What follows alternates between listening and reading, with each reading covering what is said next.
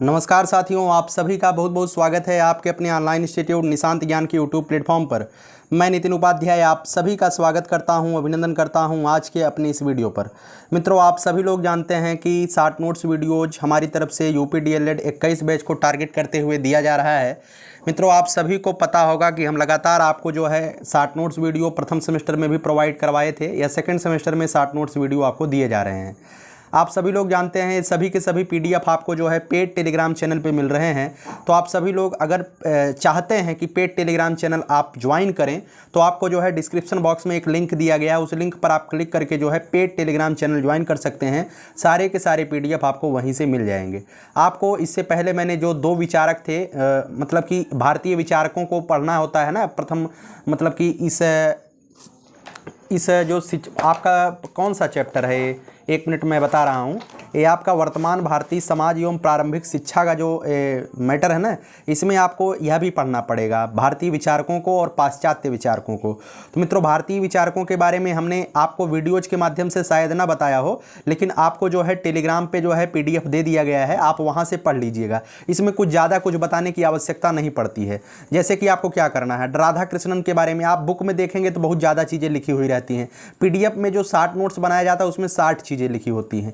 इनका जन्म आप ध्यान रखिए 5 सितंबर 1988, गलत है 1888 है, तमिलनाडु राज्य के तिरुतनी गांव में हुआ था। पिता सर्वपल्ली वीरास्वामी, माता सर्वपल्ली सीताम्मा, मृत्यु 1975 में 87 वर्ष की उम्र में। अब जो राधा कृष्णन के विचार रहे हैं वो राधा कृष्णन के विचार आप एक बार में ही देख लीजिए। धर्म का लक्ष्य अंतिम सत्य का अनुभव है, इस तरीके से आप पढ़ लीजिएगा। इसमें कुछ मुझे बताने की आवश्यकता नहीं है, ठीक है। और यहाँ पर देखिए इनकी रचनाएं जो लिखी गई हैं आपको पीडीएफ में बहुत बेहतरीन तरीके से दिखाई देगा।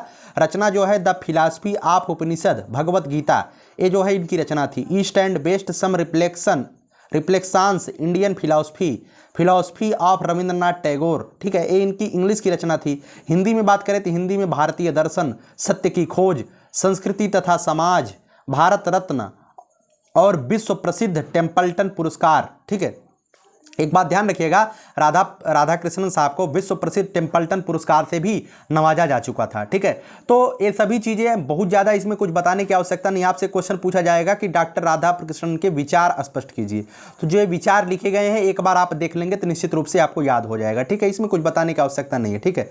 चलिए आगे बात करते हैं गिजुभाई बेतका के बारे में। इनके बारे में भी हम यहाँ पे डिस्कस नहीं करने वाले हैं वीडियोज में, आप इसे देख लीजिएगा।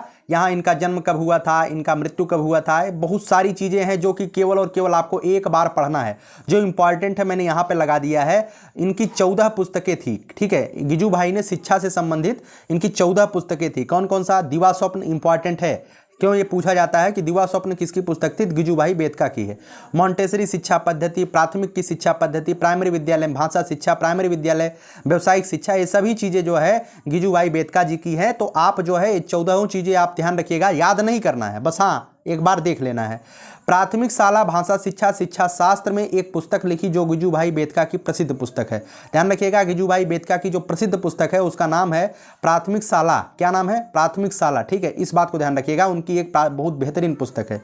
गिजुभाई ने बच्चों की कल्पनाशीलता के अनुसार बाल गीत, कहानियां, परिकथाएं आदि की रचना की थी गिजुभाई ने, ठीक है। तो ये जो है बहुत ही बेहतरीन विचारक रहे हैं। इनके बारे में जो भी जानना हो आपको, अगर आप पढ़ना चाहते हैं तो वीडियोज को पॉज कर दीजिए और पढ़ लीजिए। आज मैं जो है पाश्चात्य से बहुत बड़े विचारक थे प्लूटो के बारे में, ठीक है। प्लूटो के बारे में हम आपके सामने जानकारी रखने वाले हैं। गिजुभाई के अनुसार शिक्षण पद्धतियाँ आप देख लीजिए। फ्रॉबेल, इनके बहुत ज़्यादा बार पूछा गया है। गिजुभाई ने फ्रॉबेल तथा मारिया मॉन्टेसरी के शिक्षा दर्शन से प्रभावित थे। इन्होंने निम्न शिक्षण विधियों का अनुसरण किया। खेल विधि द्वारा सीखना, देखिएगा आपको मारिया मॉन्टेसरी और फ्रॉबेल जो LKG UKG है उसका प्रयोग किसने किया था? फ्रॉबेल साहब ने किया था, ठीक है। खेल विधि द्वारा सीखना, क्रिया द्वारा सीखना, कहानी नाटकों द्वारा सीखना, इस तरीके से इन्होंने इन सब का बहुत ज़्यादा मतलब कि फ्रॉबेल और मारिया मॉन्टेसरी को इन्होंने बहुत ज़्यादा प्रेफर किया था और इन्होंने अपने शिक्षण पद्धति में लगभग इनका ही स्थान दिया था। व्याकरण, इन्होंने एक चीज़ बहुत इंपॉर्टेंट कहा था कि व्याकरण शिक्षा से अलग ना होकर पाठ शिक्षण के साथ साथ होना चाहिए, ठीक है। कविता शिक्षण लोकगीतों के माध्यम से किया जाना चाहिए। भाषा शिक्षा में उनका विचार था कि छात्र को पहले पढ़ना सिखाया जाए फिर लिखना सिखाया जाए। उनके विचार यही थे, ठीक है।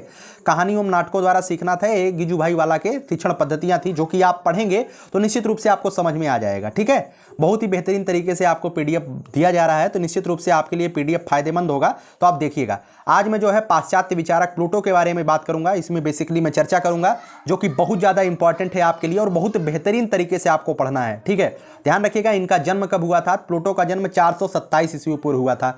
साहित्य से अगाध प्रेम था। 20 वर्ष की आयु में प्लूटो सुकरात के संपर्क में आया, ठीक है। ध्यान रखिएगा, सुकरात के शिष्य थे प्लूटो, इस बात को ध्यान रखिएगा। सुकरात के शिष्य कौन थे? प्लूटो। प्लूटो के शिष्य कौन थे? अगर आपको नहीं पता है तो सुकरात के शिष्य कौन थे? प्लूटो। मैंने कई बार बताया है, आप बताइएगा सुकरात के शिष्य कौन थे? प्लूटो। प्लूटो के शिष्य कौन थे? आप जरूर बताइएगा हमें, ठीक है। 20 वर्ष की आयु में है जो है सुकरात के संपर्क में आया था। 80 वर्ष की आयु में इसकी मृत्यु हुई थी। इसकी रचना कौन कौन सी थी? तो आप ध्यान रखिएगा, अपोलॉजी इनकी रचना थी। एक रचना थी क्रीटो, एक रचना थी फाइडो, ठीक है। एक रचना थी रिपब्लिक, एक रचना थी the Laws. Apology, Crito, Phaedo, Republic और द लॉज, ये जो है प्लूटो की रचना थी। प्लूटो ने एक संस्था की स्थापना की जिसका नाम था ए एकेडमी। क्या नाम था? ए एकेडमी नाम था, ठीक है। इस बात को ध्यान रखिएगा, उनकी जो संस्था थी उसका नाम था ए एकेडमी।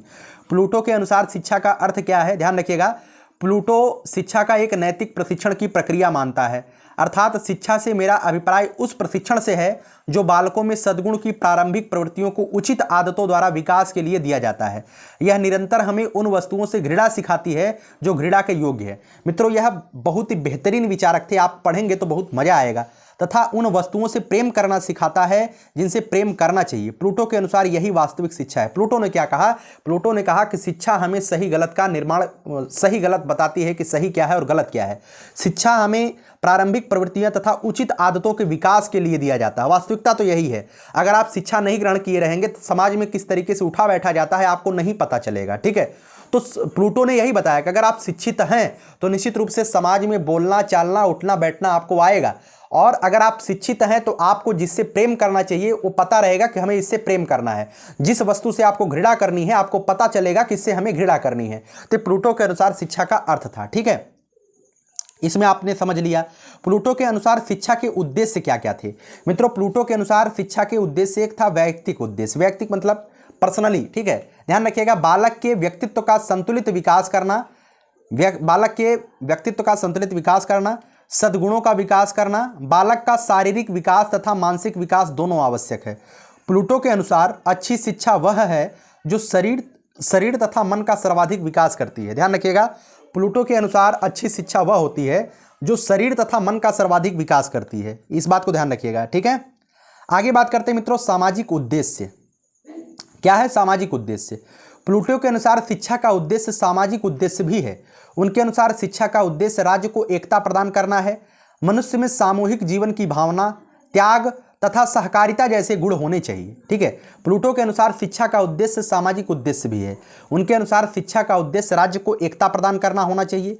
अगर सब लोग मिल करके नहीं, सामाजिक का मतलब क्या होता है? सामाजिक का मतलब होता है समाज, समाज के लोग मिल करके रहें। जो शिक्षा, हमें अगर शिक्षा नहीं होगी तो हम समाज से मिलकर नहीं रह पाएंगे, हम अलग अलग भागेंगे इधर उधर। तो शिक्षा का एक उद्देश्य यह भी है कि हम सामाजिकता बना कर रखें, ठीक है। हमारे अंदर सामूहिक जीवन की भावना हो, त्याग हो, सहकारिता हो, ऐसे गुण हमारे अंदर होने चाहिए, ठीक है। तो ये दो चीज़ें आप ध्यान रखिएगा जो कि आपके लिए लिखने के लिए आ सकता है। प्लूटो के अनुसार शिक्षा के प्रकार कौन कौन से हैं?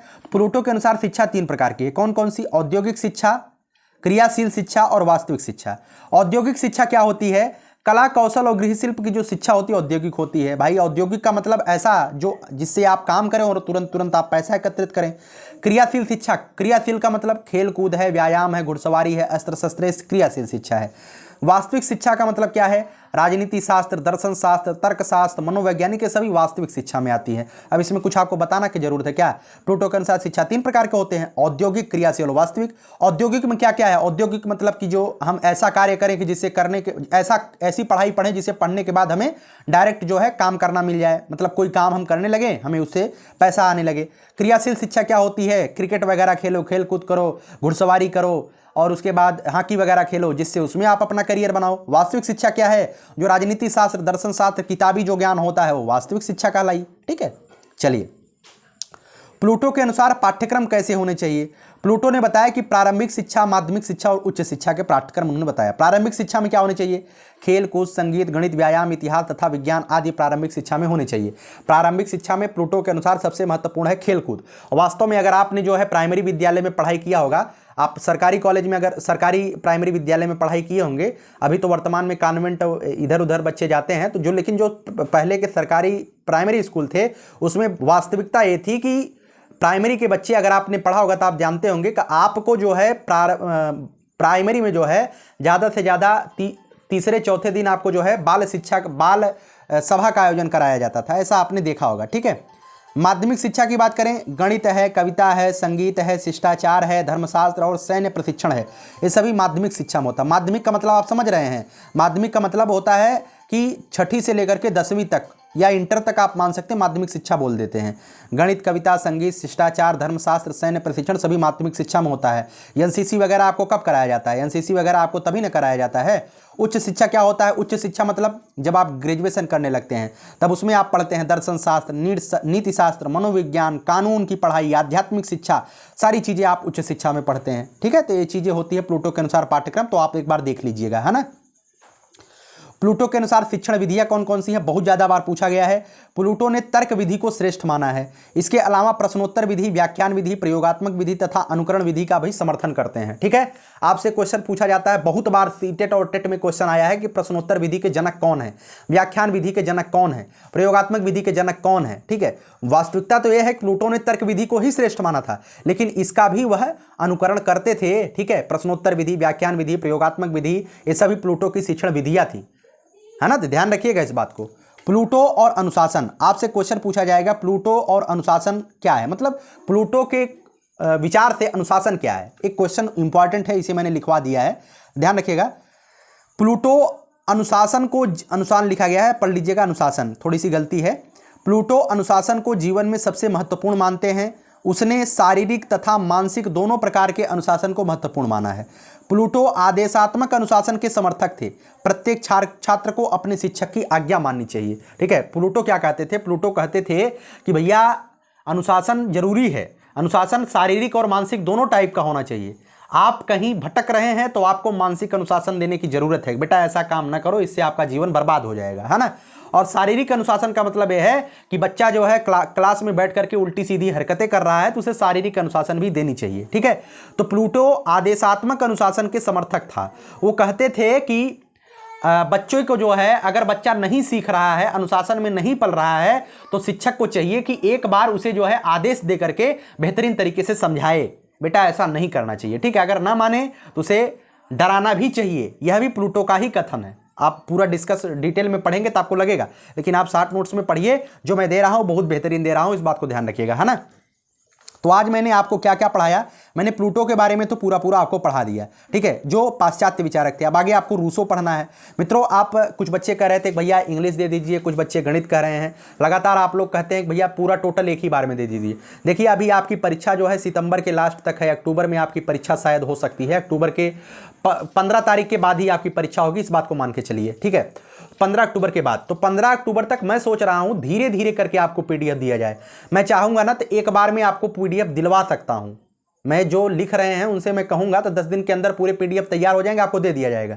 लेकिन आप जिस तरीके से किताब ला करके रख लेते हो ना, जिस तरीके से आप किताब ला करके रख लेते हो अपने घर में, उसके बाद पढ़ाई लिखाई नहीं करते हो, उसी तरीके से इसका पीडीएफ का भी हो जाएगा। आप पैसा भले खर्चा किए हो लेकिन पीडीएफ पढ़ नहीं पाओगे। जब डेली के डेली 2-3 पेज आपको दिया जाएगा तो आपको लक बनी रहेगी कि सर के द्वारा क्या दिया जा रहा है, तब आप पढ़ाई करेंगे। नहीं तो आप पढ़ाई नहीं करेंगे, मुझे भी पता है, क्योंकि मैं भी विद्यार्थी जीवन से मतलब कि चल करके आया हूं, आप सभी लोग जानते हैं। ठीक है, तो आज मैंने आपको क्या क्या पढ़ाया आप पीडीएफ में जरूर पढ़िएगा। राधा कृष्णन के बारे में पढ़ाया, उसके बाद गिजू भाई वाला के बारे में आप जरूर पढ़िएगा, एक एक अक्षर आपको पढ़ना है। ठीक है, और उसके बाद मैंने प्लूटो के बारे में बताया। अब आगे मैं जो है प्लूटो के बाद रूसो के बारे में बताऊंगा, पाश्चात्य जितने भी विचारक हैं उनकी वीडियो में बनाऊंगा। ठीक है, और उसके बाद धीरे धीरे करके हो सकता है अभी 3-4 क्या 5-6 वीडियो आपको दे सकता हूं मैं वर्तमान भारतीय समाज और प्रारंभिक शिक्षा पे। उसके बाद जब आपको जो है पूरे के पूरे PDF आपको मिल जाएंगे टेलीग्राम चैनल पे ना, तो इसका एक कंबाइंड PDF आपको, पूरे PDF डिलीट करके एक कंबाइंड PDF मैं वहां पे दे दूंगा।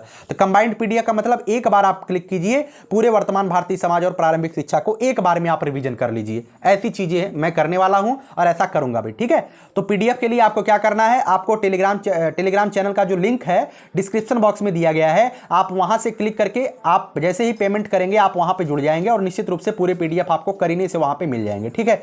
वहां पे कमेंट आप नहीं कर सकते हैं, क्योंकि वहां पे अगर आप कमेंट करेंगे तो ग्रुप हो जाएगा, इस वजह से मैंने वहां पे कमेंट वगैरह आप करवाया है, ठीक है। तो चलिए इस वीडियो को समाप्त करते हैं। कैसी लगी आपको वीडियो और कैसा लगा, कैसे हमारे आपके नोट्स लग रहे हैं, मेरी तरफ से जो नोट्स मिल रहे हैं वो नोट्स आपके लिए कैसे लग रहे हैं, आप इसका जो है कमेंट बॉक्स में जरूर बता दिया करिए कि सर ऐसा ऐसा हमें हो रहा है। और कोई अगर आपको लगता है कि इसमें कुछ सुझाव है, कुछ ऐसा इंप्लीमेंट करना चाहिए, तो आप उसे भी बताइए। आपके सुझाव जो है सादर आमंत्रित होते हैं, आपके सुझाव के अनुसार ही मैं काम करूंगा।